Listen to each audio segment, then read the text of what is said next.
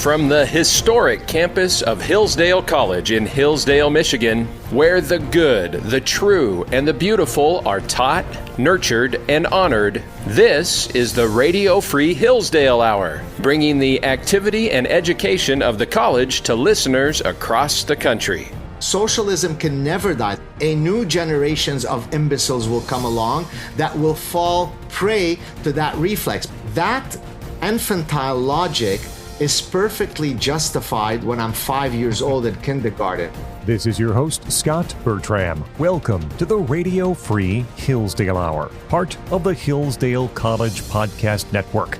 That was Gad Saad, author of the new book, Suicidal Empathy, Dying to be Kind. We'll go in-depth with him on today's program. Also, later on, Dr. Stephen Smith from Hillsdale College. He's written a new book, The Last Riddle, Advice on Living and Dying Well from the Imprisoned Saint Thomas More. First, very pleased to be joined now by Gad Saad. He is an evolutionary behavioral scientist, a professor, a noted author. His previous book, The Parasitic Mind.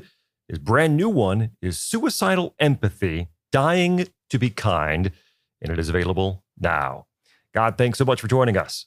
Oh, thank you for having me, Scott. Great to be with you. Suicidal empathy, a good virtue gone bad, as the first chapter says.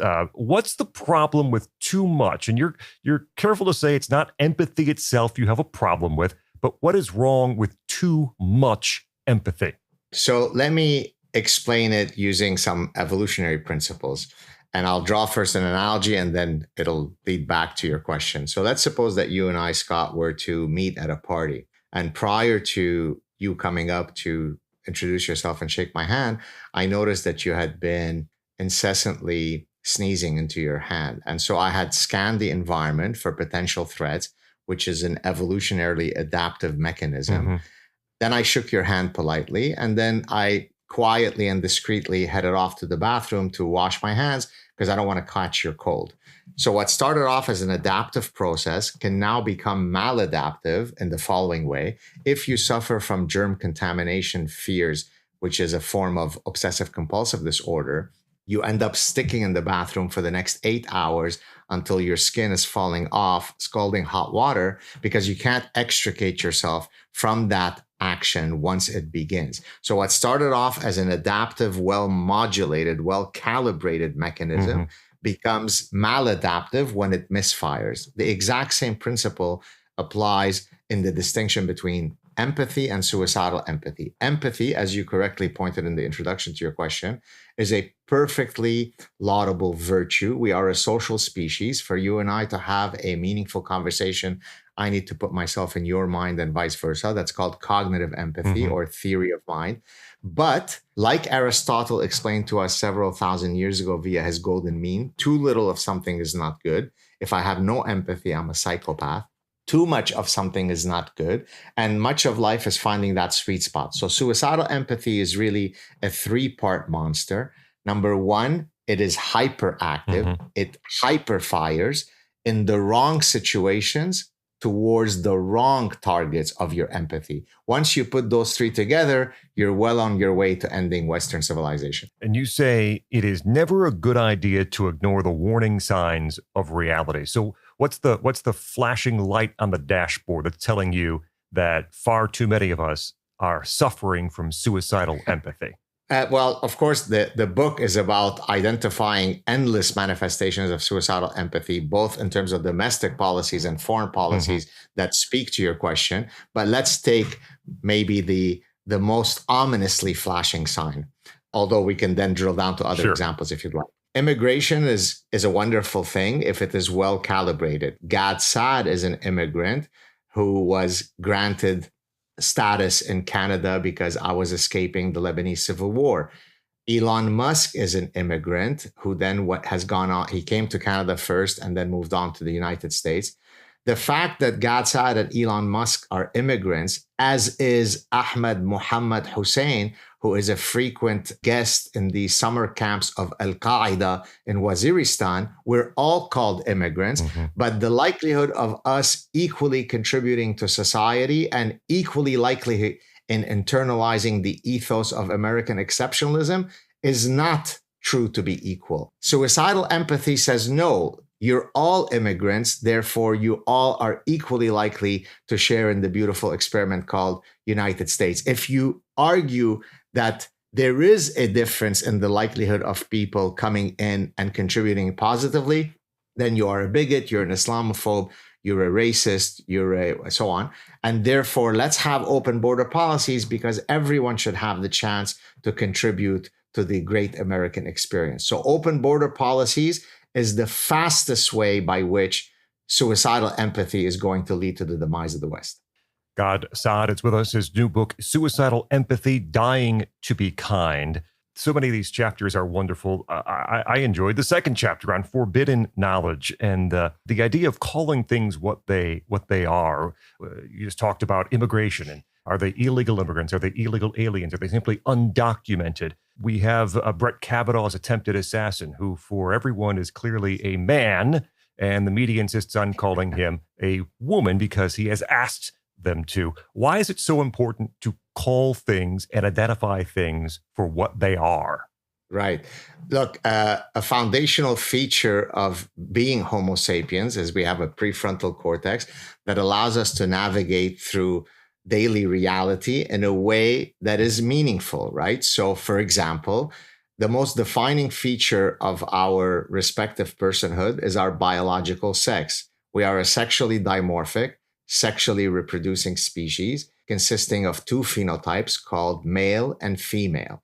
That reality was known very clearly to the 117 billion people that had lived on Earth. That's an actual estimate since Homo sapiens became a distinct species. So until 15 minutes ago, when we took progressive biology courses at Oberlin College, we were able to fully adjudicate the very difficult conundrum of identifying who's male or female. That's why our ancestors were able to do, what is that thing called? Mating.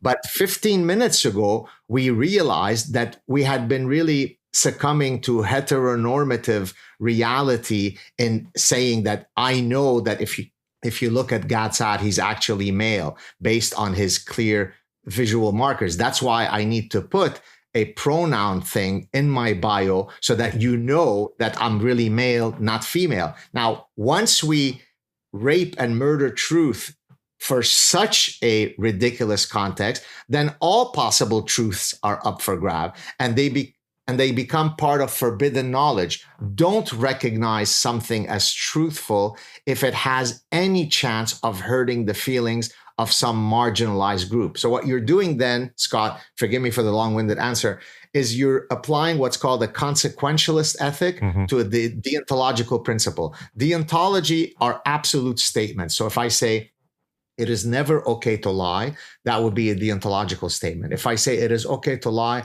to spare the feelings of someone I love, that would be a consequentialist statement. For most things in life, it makes perfect sense for us to be consequentialist. But for foundational principles such as freedom of speech, freedom of inquiry, presumption of innocence, those have to be deontological. Once I apply a consequentialist lens to that, we're off and running. Gad Saad is with us. His book, Suicidal Empathy, Dying to Be Kind, a chapter on cultures. And you argue not all cultures are equal.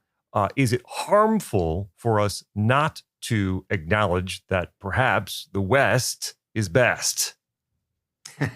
Well, it's very harmful, right? I mean, if you were an individual going to see a therapist for a pathological lack of self-esteem, no one would say that's a terrible thing that you actually are going to see a therapist. It's wonderfully healthy for you to self-flagellate all day long about how insignificant of a human being you are. It makes perfect sense for you to go see a therapist who hopefully will extricate you out of your personal self-loathing. But if you apply that exact self-loathing to the West, then you become someone who we all want to invite to the progressive cool kids parties in Manhattan, because we're defined in our progressive ethos by the fact that we recognize that all cultures are equal, except the West is less equal than the other cultures. Now, what is the parasitic idea that allows this kind of nonsense to flourish. I discussed this, as you kindly pointed out in the intro, in one of my previous books, The Parasitic Mind,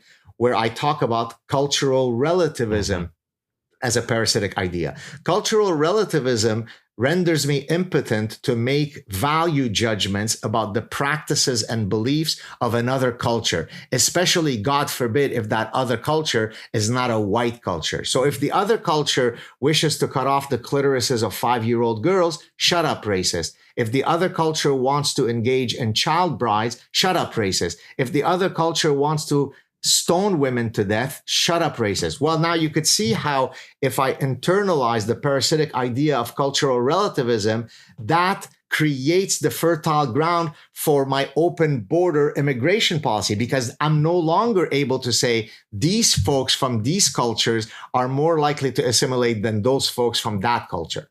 We have two interesting, I want to say experiments, but we have two interesting things happening when it comes to the world of criminal justice. In some of our urban areas, there is an increase in policing, an increase in arrests, and thus we see a decrease in crime, particularly in public transit situations in Washington, D.C., where President Trump has had some activity.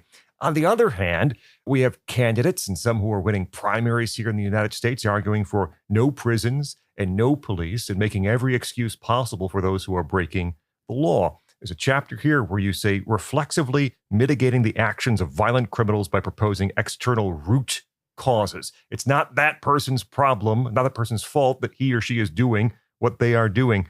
I've seen stories recently where there are people who are attacked who are hesitant to press charges. They don't want to have the person who has harmed them to face consequences. Why is there such this tendency to want to overlook people who clearly want to do harm either to you personally or to society at large?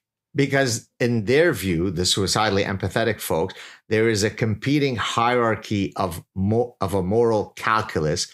And the highest aspiration, as I stroke my luxuriant hair and looking at my reflection in the mirror of moral preening, is that I do not ever punish felons of color because I'm a good person. Now, why is that? What's the reflex there? This is why I used a new term that I introduced, blank slate felons. Blank slate comes from another parasitic idea that I discuss in The Parasitic Mind called social constructivism. Social constructivism argues that all realities that you see before you are due to socialization. We are born tabula rasa, empty slate, blank slate, and it is only the vagaries of our idiosyncratic life trajectories that make us who we become.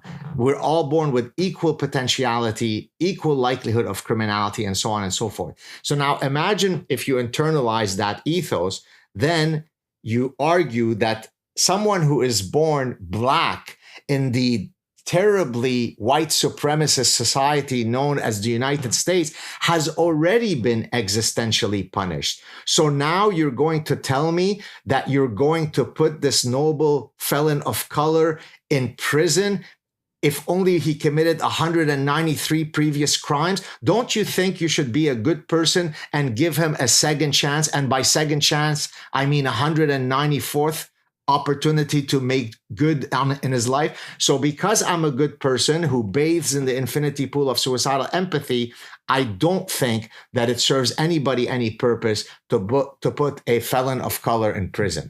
Gad Saad is with us. We'll continue in a moment with more on his new book, Suicidal Empathy. We are past July 4th, but we can still celebrate the Declaration of Independence and our founding 250 years ago. You might remember me telling you about Revolutionary America. Well, if you missed it in theaters, now you can find it online.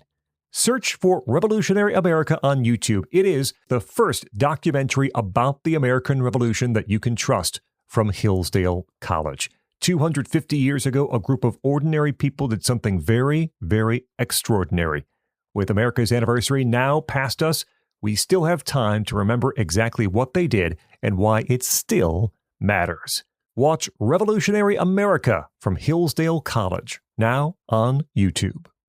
We continue with Gad Saad. His new book is Suicidal Empathy, Dying to be Kind. Gad, As you explain, I think in the introduction early in the book, there is narcissism, existential guilt that is driving suicidal empathy. And people like the ones you described see this as penance for their unearned advantage. In that way, is there any limit to that kind of suicidal empathy? No, and let me describe another term that I use in the book that I think would be very apropos to what you just asked. I often will call someone bathing in just completely fatal suicidal empathy. I call them a wood cricket. Why do I do that?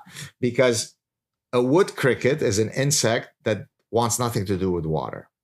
It avoids water. But when it is parasitized by a neuroparasite called a hairworm, the hairworm needs the wood cricket to jump into water, happily and merrily committing suicide in order to suit the reproductive interests of the hairworm, which could only complete its reproductive cycle in water. So it is literally taking it to the extreme. I'm willing to give up my life, in this case, if I'm a wood cricket, because I've been neuroparasitized. Okay, well, let's apply it to the human context. And there are endless examples of that, but I'll give one that's very powerful. A woman is intercepted on the street by one of those street interviewers. I think it's in Manchester. She's at a free Palestine, eradicate the Jews in Palestine and so on. And she's clearly a British woman.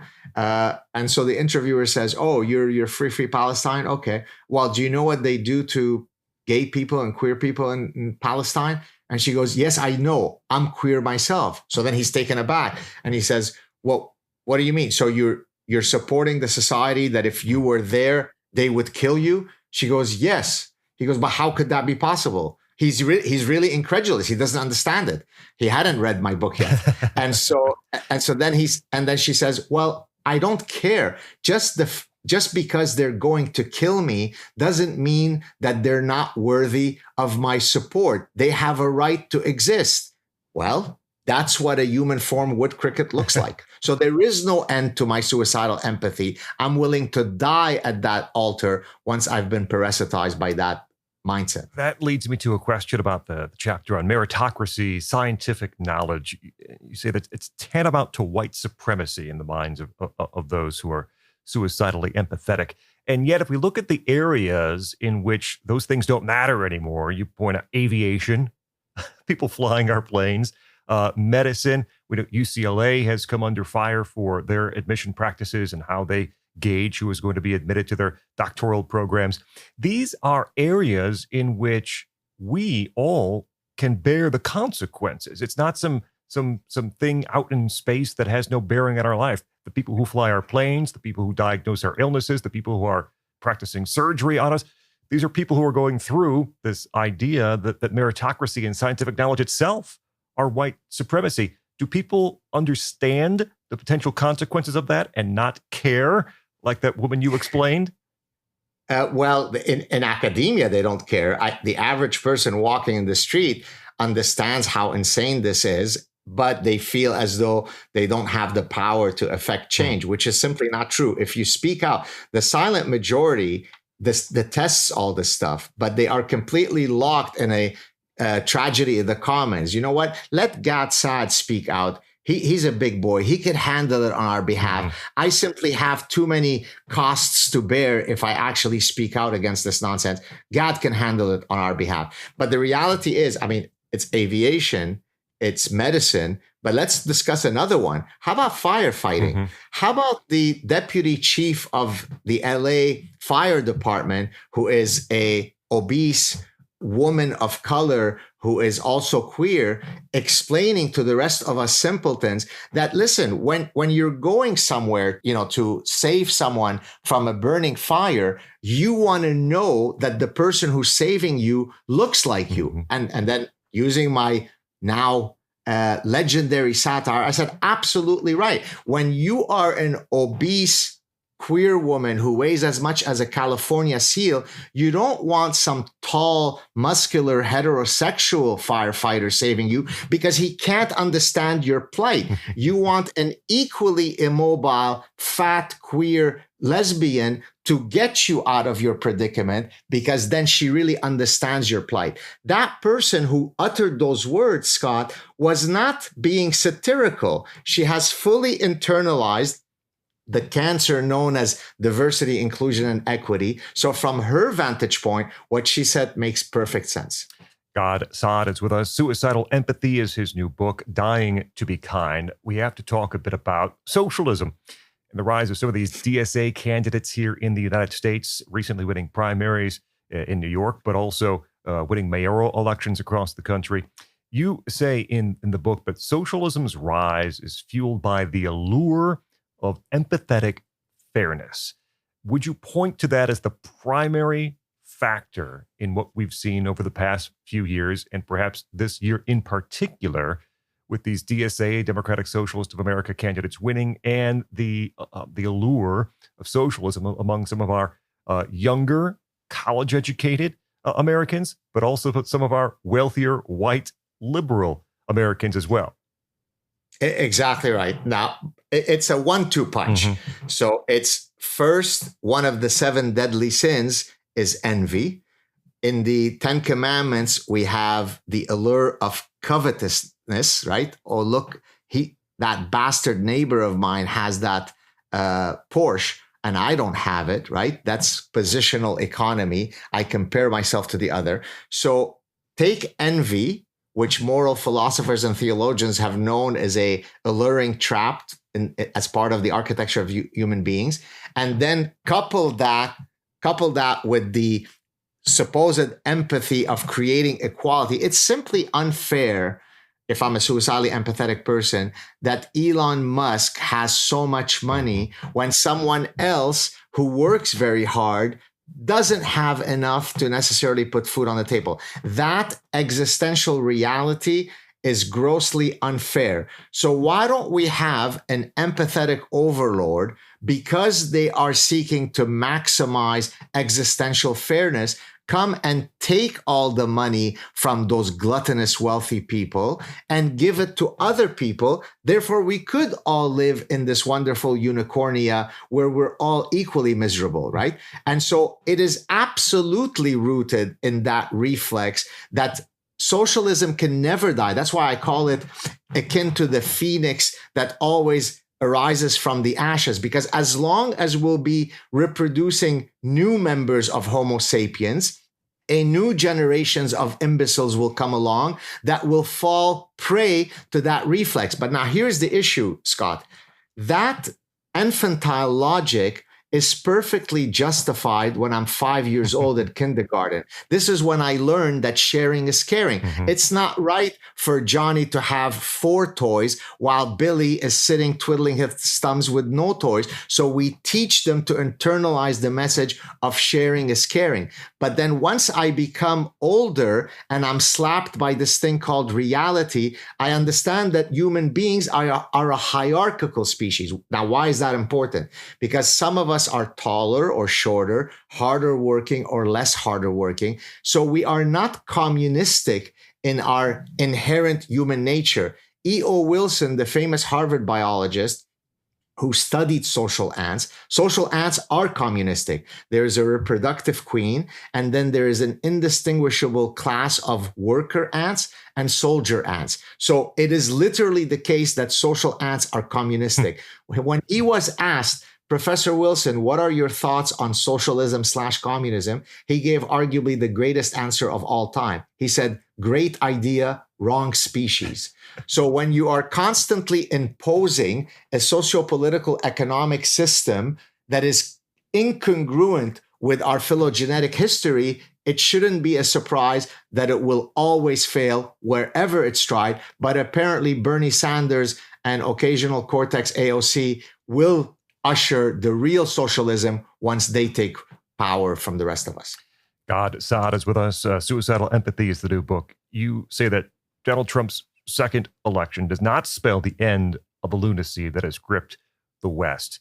is there any long-term change that you see from the president's second term that can't be undercut by someone else coming to power, someone else becoming president from a different party? You want me to lie or give you the honest truth? Give us the honest truth. No, the fact that Donald Trump has come in the same way that he signed an executive order ending the trans lunacy in collegiate sports, the next person comes in and reverses it through the same mechanism. This is why I said, exactly when you led with your question, that we can breathe a sigh of relief momentarily that it was Donald Trump that won and not the opponent, because then that would have just doubled and tripled down on all the lunacy. But he only serves as a temporal doorstop. In order for the problem to go away forever, the parasitic ideas that eventually lead to suicidal empathy have to be vanquished. Now, that doesn't happen by having one president serve one term and hopefully getting rid of the woke monster. Now, let me just kind of give a timestamp on some of these parasitic ideas. Depending on which parasitic idea we're speaking of, these spawned and flourished on university campuses somewhere between 50 to 100 years ago. So, for example, cultural relativism was developed by a cultural anthropologist named Franz Boas. That's about 100 years ago. The postmodernist monster as a parasitic idea was really developed by a bunch of French philosophers, Jacques Derrida, Jacques Lacan, Michel Foucault. This is about 50, 60 years ago. Now, I'd like to think that it won't take 50 to 100 years to eradicate that which took that long to flourish, but it's not going to start and end with Donald Trump, I'm afraid to say. Gad Saad is the author of the new book, Suicidal Empathy, Dying to be Kind. It's available now, and there's the cover. Gad, thanks so much for joining us here on the Radio Free Hillsdale Hour. Great chatting with you. Thank you for having me, Scott. Up next, Dr. Stephen Smith from Hillsdale College will discuss his new book on the advice from the imprisoned Saint Thomas More. I'm Scot Bertram. This is the Radio Free Hillsdale Hour.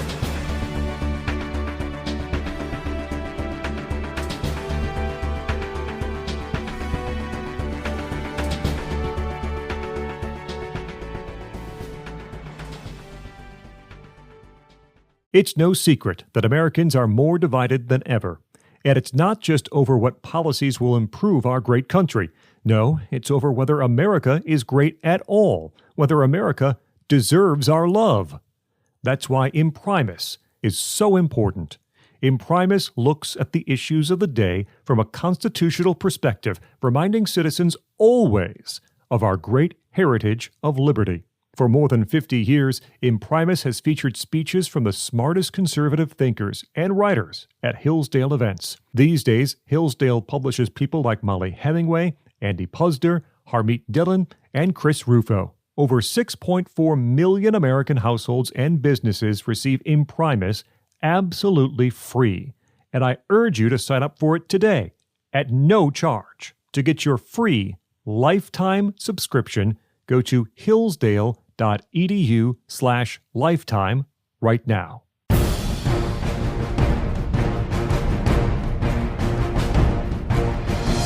Welcome back to the Radio Free Hillsdale Hour. I'm Scot Bertram. Be sure to follow us on X at Hillsdale Radio for updated show and guest information. We're joined by Dr. Stephen Smith. He is Temple Family Chair of English Literature at Hillsdale College, also Dean of Humanities here. And his new book is The Last Riddle, Advice on Living and Dying Well from the Imprisoned Saint Thomas More.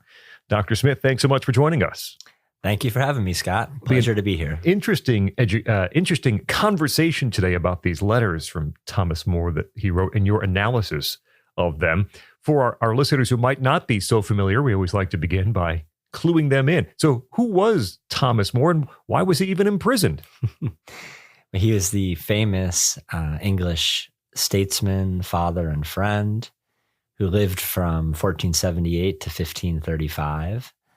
And he was an author who was famous for writing Utopia. He was also Speaker of the House, Lord Chancellor of England. And then in the events of the 1530s, He was imprisoned for refusing to take the oath of the Act of Succession that had come his way through Henry and Henry's ministers. He was imprisoned in the Tower of London in 1534, and then on July 1st, 1535, he was put on trial, found guilty of malicious treason, and he was executed on Tower Hill on July the 6th, 1535. Also mentioned that there's a series of videos at thomasmorestudies.org, a video series that Dr. Smith's involved in. You can check out. We'll find out a bit more about that later. These writings in The Last Riddle, you describe them as meditations on life's ultimate questions, which like to become very clear when you're in his position.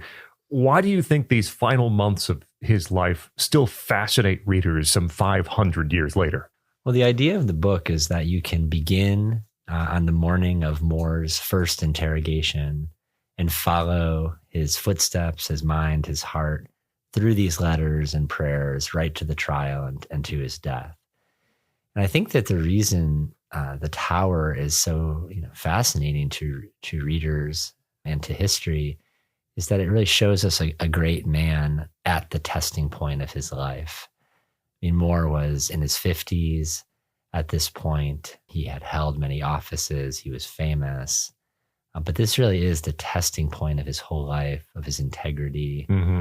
And questions of principle and compromise and virtue come up.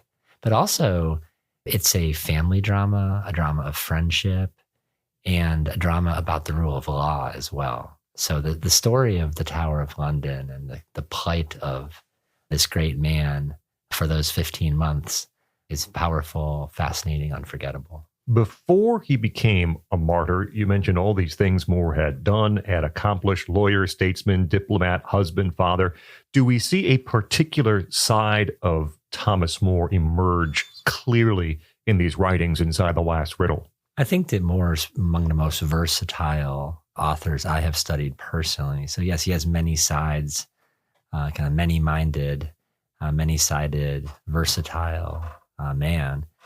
And I think that in the Tower letters, the lawyer certainly comes out in regard to the rule of law. On the more personal side, the fatherhood of Thomas More comes out, and his lifelong commitment to friendship. Finally, one of the great Yale scholars of Thomas More, Louis Martz, has called the letters in particular some of More's greatest literary masterpieces. So there's an art and a beauty to the writing that I think makes them just unforgettable. Talking with Dr. Stephen Smith, his new book, The Last Riddle, Advice on Living and Dying Well from the Imprisoned Saint Thomas More. When you read these letters inside The Last Riddle, you do notice that there's warmth and there's humor, even for a man in More's position. How does he remain cheerful while facing his ultimate end? Well, the title The Last Riddle refers to the riddle he told his daughter he was living in the Tower of London, which is how a man may lose his head and have no harm. Mm-hmm. So I'm joking with the production team at Word on Fire. This is a bit of a guide to decapitation, personal kind of merry guide to how to lose your head. But it's a good question. I don't think the family thought the riddle was all that funny. Sure. And they wanted their father, husband, they wanted him back. They wanted him out of the tower. But he was famous for his humor, Scott. He's described like a laughing philosopher early in his life, the merry More. This is the man who jested on the way to decapitation, famously. But I think the important thing to see here is that the humor is not frivolous. Mm-hmm. It's not just like, we're just not reaching that guy. Like, he's just out of place humor. It was a deep sense of humor at human things, at earthly things, a mirthfulness, a merriment. And what you find if you study especially the Tower writings, is that his good humor was an expression of his hope. Mm-hmm. His hope in God, his perspective on eternity and on human life. And yes, he did love laughing at the ridiculous, as so many of us do. He had a keen eye for it. But his last wish at trial, even to those who condemned him, was that they would all make merry together in heaven. So he sees eternity as a place of laughter and good humor as well. Is there a particular letter inside the Last Riddle where we might encounter, or you think we encounter, the real Thomas More most vividly? Yeah, I think that there are about 3 different answers to that question. The interrogation letters, you really see More's poise and command and peace of soul under tremendous pressure. That's very hard to do in real time. And those interrogation letters show us the high stakes life and death interrogation of Thomas More. But obviously the letters to his daughter, I think, are where that fatherhood comes out, and the friendship very beautifully. His relationship with his daughter was famous. Erasmus, was very familiar with it, for example. And More took great pains educating his daughters. So the More-Meg relationship is at the heart of the book. And maybe the last one I would single out is the letter to Anthony Bonavisi, which he wrote a month before his trial and death. And it is a tribute to friendship across an entire lifetime. I will confess is probably my favorite letter, along with his last letter to Meg, which was written the day before his death. So the interrogation letters, the letters to Meg, and then the letter to this man of mystery, Anthony Bonavisi, his lifelong friend, celebrating the goodness, the beauty of friendship. Dr. Stephen Smith with us. He is the Dean of Humanities, Temple Family Chair of English Lit here at Hillsdale College. His new book is The Last Riddle on the letters from St. Thomas More. The letters include these ones to his daughter. You mentioned earlier it's a family story, too. They're very famous. In one of these letters, he cautions his daughter not to let natural affection override conscience. How does More himself balance love for his family with loyalty to what he believes is right? Is he could avoid all this by taking the oath, right? I mean, he sure could. He sure could. So yeah. how does he balance that? Yeah, I mean, that door, he could have unlocked it from the inside and he walked right out that door.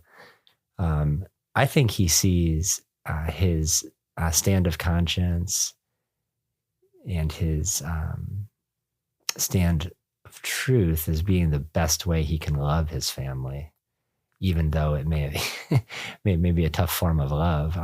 His wife really wanted him to come out of the tower, to come to his senses. His daughter wanted him not to get himself executed. So it's a really painful in a part story, and yet at the heart of it is this great kind of man with great peace of soul, fidelity to conscience and truth. What I would say is his consistency and his stand was the best way he could actually love them, as difficult as it was for some of them to understand at the time. One of the recurring themes through the letters is that suffering can actually become spiritually meaningful. How does More try to teach that lesson to his daughter, Meg? Well, More had a lifelong devotion to the passion of the Christ, and so he understood his own suffering in the light of the cross, and he tried to share that not only with Meg, but also with all of his friends outside of the tower, and he had many. If readers are interested in the full view of Thomas More on suffering, the 2 other works he wrote in the tower are the Dialogue of Comfort Against Tribulation and the Sadness of Christ. And both of these, among other things, are a profound meditation on human suffering, on the cross, and on the goodness of it ultimately. So yes, More suffered, but he put his suffering to good service, to the service of his family, of his friends, of his God, of his country. Dr. Stephen Smith with us, his book, The Last Riddle, Advice on Living and Dying Well from the Imprisoned Saint Thomas More. These letters in the Last Riddle reveal any moments of doubt, fear, or uncertainty. or was More the real deal? Is he as steadfast as perhaps we imagine he was? Well, he had spent his entire life practicing the virtues that are exhibited in these letters, cultivating them, struggling, an ordinary human being, sharing human nature with all of us. But his was a lifelong project. He didn't just appear in the Tower of London in April 1534, ready to roll. He had been living a particular way, deliberately, courageously, day by day for an entire, lifetime when he came to the Tower of London. So part of the story of More that's important to really understand is that, is that lifelong preparation. And even over the oath, he didn't just sort of say, one day I'm not going to take the oath. It was the fruit of much study, much deliberation, making himself sure, and then, taking that stand of conscience and not budging from it. I mean, his peace of soul and his consistency are quite striking in these letters. Throughout the letters, friendship seems almost as important as politics or theology. Why was friendship so central to More's understanding of living a good life? Well, More was famous for being a friend, and he enjoyed the largest number of friendships among many of the great folks I've studied. It's an incredibly rich life of friendship, right down to that last letter I mentioned, the second to last letter in the Tower of London. Erasmus, More's lifelong friend, said that if you're looking for a great example of true friendship, you can find it to no better purpose than in Thomas More. He loved friendship, Scott. He wrote poems on friendship. Friendship unites his writings from beginning to end of his life. And so I think that he joins Cicero and Aristotle and Aquinas and Scripture in seeing the greatness of friendship and the need that we have for it. Also, ultimately, understanding his relationship with God in terms of friendship as well. More spends a good deal of time thinking and writing about the thing you might think he'd be thinking and writing about, which is his death. What does he believe through these writings a person should focus on when confronting mortality? Well, certainly it should be taken seriously, and human life should be seen with a reliable, true perspective in its entirety. And human beings, we tend to see things differently. We tend to push things out of view. So we need that sort of full, real perspective. But I think in the here and now, it's that focus on living well now for the right reasons, with good conscience, with peace of soul, with real desire, with love, with faith. That is the best preparation. There's a prayer, Scott, that he wrote right toward the end, and it's within days of his death. And he concludes, the things that I pray for in this prayer, Lord, give me the grace to labor for. So even at the very end, with just hours to live, days to live, he still had this present business, this present work to perform with God's grace, with God's help. And he put himself into that. And I think that was that living well, the best preparation. And one of the reasons for the subtitle of the book, Advice on Living and Dying Well, is that when you read More, you discover in these letters and the prayers that they are just as much about living as they are about dying. We often tend to go right to the death part or to the dramatic decapitation. But More returns our focus regularly, consistently to living well now. I have to ask one other question about the death. I think it's in your introduction that you explain after his decapitation, his daughter Meg retrieves his head after decapitation. I got to ask about, was that normal practice? Was that unusual? What was the meaning? Why did she do it? Well, the heads of traitors were not exactly treated gently. Mm-hmm. They were displayed as a warning. And then, St. John Fisher's head was just tossed into the river unceremoniously after this.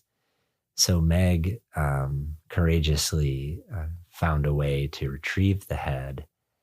And that's why, to this day, you may visit Thomas More's head. It eventually arrived in Canterbury at St. Dunstan's and is buried there deep in the floor. So it was Meg Roper, his daughter Margaret, who retrieved the head and also played a vital role in these letters surviving and in More's writings eventually coming to print afterwards as well. I think that the Meg Roper story, that the other detail from her life that's worth remembering, you may have seen it in pictures or in art, is that after her father was condemned at trial, she pushed her way through the guards and embraced him. It's a very famous scene. Mm-hmm. And then she did it again. And with one day to live, when Moore writes his very last letter to her, he singles that out and he tells her, "I never liked your manner better than when we parted last." He ends with this beautiful, he said, that was virtue. And then he thanks her for everything she did for him while in the tower. So the Moore-Meg relationship is really at the heart of the book as well. Dr. Stephen Smith with us, his book, The Last Riddle, on the writings of St. Thomas More from prison. At the very end, there's this section of prayers, and you say that this can be read as another kind of correspondence, a correspondence with God. What do we learn about More from the way he speaks to God? Yeah, I do think that, we have letters to family and friends. We have letters also in his lifetime to really just about everyone. But these last prayers are the same man's, if you will, letters to God. Mm-hmm. And I think what we see there is the vitality of his relationship to God. We see his habit of prayer and his habit of approaching God as what he called a tender, loving father early in his life. That's another thing he never really moved from as a man and as a writer. Early on, he describes God as a tender, loving father. And these prayers at the end really bespeak that, filial sense of humanity and how we stand before God. One last thing I might add is one of the coolest things that I've ever experienced in my life involved going to Yale's Beinecke Library and holding the prayer book of St. Thomas More in my own hands. We had Jerry Wegemer and I put out the Essential Works of Thomas More with Yale in 2020. And I was able to visit Beinecke and see a bunch of their great More holdings as part of that project. And the prayer book is famous because it has not only a bunch of prayers in it, but it has More's handwritten, one of his great handwritten prayers in the margins and the top of the page, bottom of the page, top of the page, bottom of the page. And even though I have stood in the tower cell of St. Thomas More in London, I never felt closer to him than when I held that prayer book in my hands. So the prayers are beautiful and eloquent and unforgettable. Dr. Stephen Smith, we mentioned earlier that there is this 8-part free video series over at thomasmorestudies.org that you're involved with creating. What can people find there? Well, if you want to find out how much more there is to know about Thomas More, the video class begins at the beginning of his life and follows his footsteps from there all the way to the tower. And it focuses on his major writings and the major turning points of his life. It's meant to be an introduction to this great author, this great man, this great saint, and to show how much more there really is to Thomas More than most of us realize. thomasmorestudies.org for the video series. The book is available, The Last Riddle, Advice on Living and Dying Well from the Imprisoned Saint Thomas More. Dr. Stephen Smith, your author, Temple Family Chair of English Literature here at Hillsdale College and also Dean of Humanities. Dr. Smith, thanks so much for joining us here on the Radio Free Hillsdale Hour. Thank you for the invitation, Scott. That will wrap up this edition of the Radio Free Hillsdale Hour. Our thanks to Gad Saad and Dr. Stephen Smith from Hillsdale College. Remember, you can hear new episodes every week on this station. You also can find extended versions of some of our interviews or listen anytime to the podcast. Find it at podcast.hillsdale.edu or wherever you get your audio. Until next week, I'm Scot Bertram, and this has been the Radio Free Hillsdale Hour.